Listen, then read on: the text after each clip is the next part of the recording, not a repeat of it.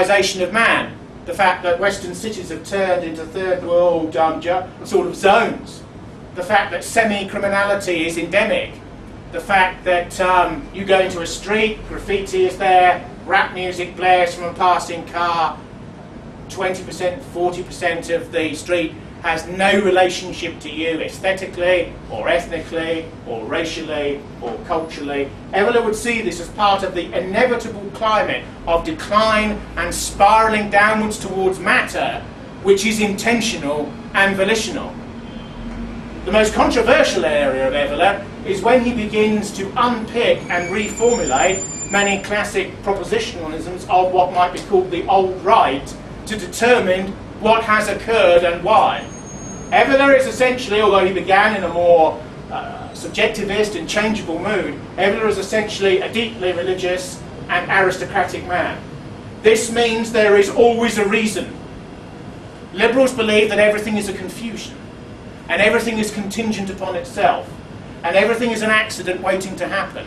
But like Christ in the New Testament, who believes that when two birds fall to the ground, the Father is aware, Evola believes that there is always a purpose and a reason. Evola believes that civilizations are collapsing in on themselves and tearing themselves apart internally for reasons that are pushed by elites and by forces which are manifest within them that will that desire. The endless atoms and causal moments in the chains may not know of that which is coming, that which is non-volitional, that which is partly pre-programmed. But he believes that these tendencies of mass servitude, mass death, mass proletarianization spiritually, mass plebeianism, mass social welfare, mass social democracy are willed, that the destructivity of prior cultural orders is willed and is definite, and certain racial groups are used to facilitate that destruction, and that other groups use them in order to achieve it. He believes in an aristocracy of man because he believes everything is hierarchical. There was an interesting moment in a by-election in East London, or Eastern London, just recently, when the chairman of the party that I used to be in a while ago was asked by a woman of Afro-Caribbean ancestry, "Are we equal with you?"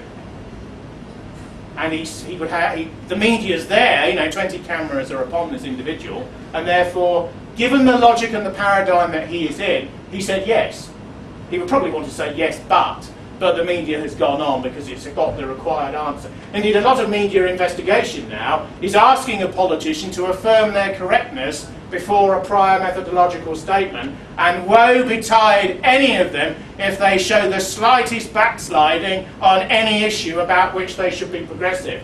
Evola's answer, who can put words in the mouth of somebody who died a while back, but the answer of his type of thinking would be that that woman is unequal in relation to a black writer like Bola Soyinka. He's a Nigerian, he's from the Yoruba tribe, who won the Nobel Prize. Is he worthy of winning the Nobel Prize? Was he given the prize in the 1990s because it was fashionable to do? Rabindranath Tagore, the great Indian writer, and Brahmin and higher caste type won it in the 1930s. Probably wasn't too much political correctness then, but there was probably a bit even then.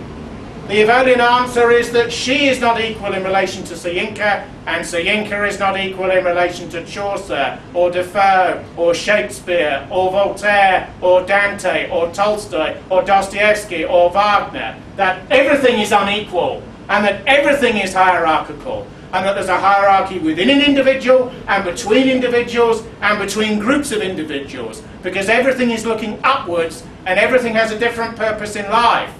This means that those who are at the middle and at the bottom of an ethnicity, of a social order, of a gender, of a prior historical dispensation should not be lonely in his way of looking at things, or afraid, or rebellious, or full of alienation and fear, because everyone has a role within a hierarchy, and people can move to a degree, although his viewpoint is essentially aristocratic and not meritocratic.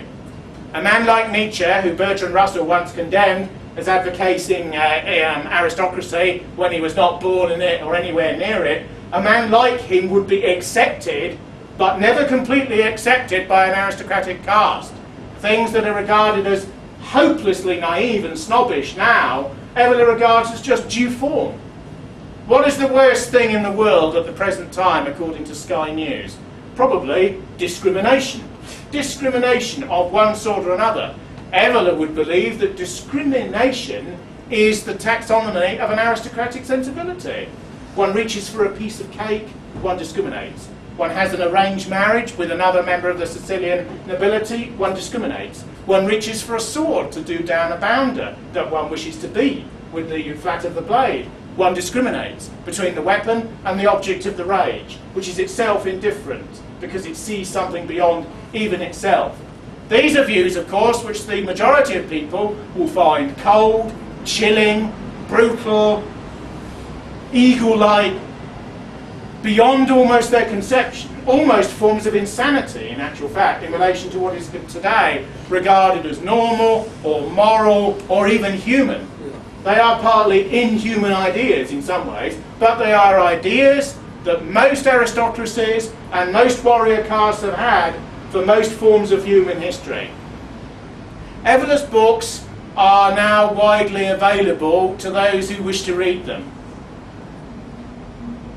The great conundrum of his work is, does it portend to an asceticism?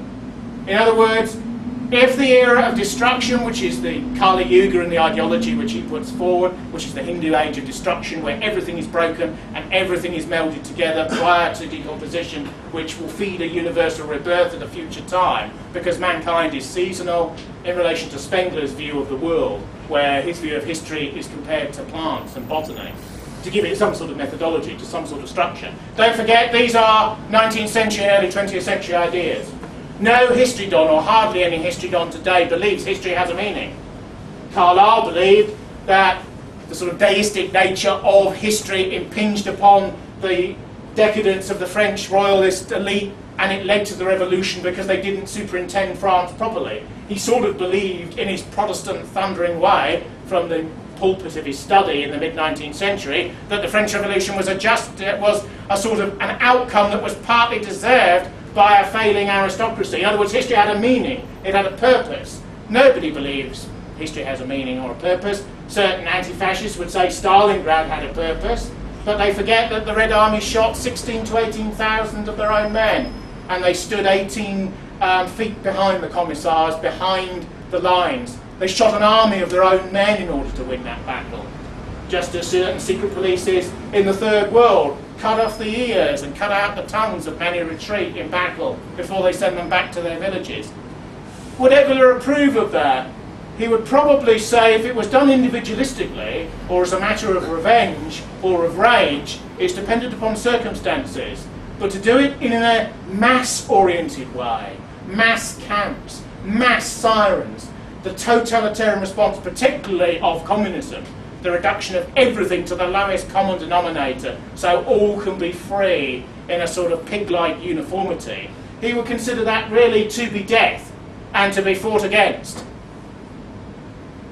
Evola is extraordinarily controversial because there is an area in his thinking, particularly in relation to the Islamic world, that leads almost to the justification, as certain liberal critics say, of forms of religious terrorism.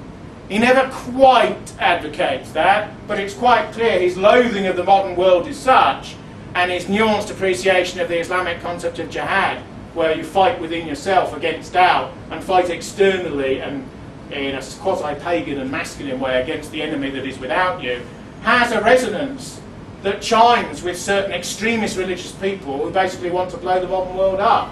So Evola is, as I say in my title, one of the world's most right-wing, certainly most elitist thinkers. The interesting thing about him is that everything always looks upwards, even his doctrine of race. You find in many racialistic movements a sort of socialism, that if you're of my ethnicity, you're quote-unquote all right, as if possession of a certain melanin skin content or absence of same was all that the thing was about. A sort of, when Norman Tebbit says that the British National Party is old Labour plus Powlite racialism, there is always a streak of truth to such viewpoints. Evola doesn't believe in that. Evola believes that race is spiritual as well as physical. If a man comes to him and says, "Oh, I'm white, you should be looking after me, mate," he would say, "What is your intellect? What is your quality? What is your moral sense? What do you know about your civilization? How far are you prepared to fight for it? What pain can you endure? Have you had understanding of death? in your family, in life.